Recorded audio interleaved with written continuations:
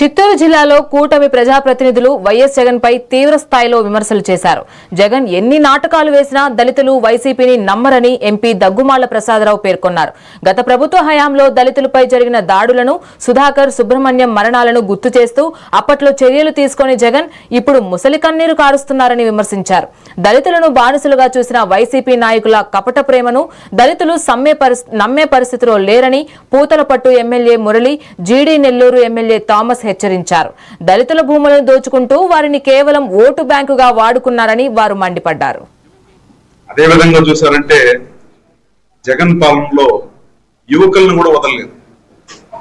ఓం ప్రతాప్ అనే అబ్బాయిని, విక్రమ్ అనే అబ్బాయిని, కరుణాకర్ అనే అబ్బాయిని దారుణంగా కొట్టి చాలా హింసకు గురి చేశారు. వాళ్ళు ముగ్గురు ఫైనల్ గా ప్రాణాలు కూడా కోల్పోయారు.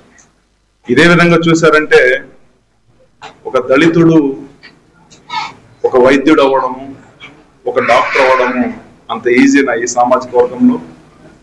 ఒక దళితుడు కష్టపడి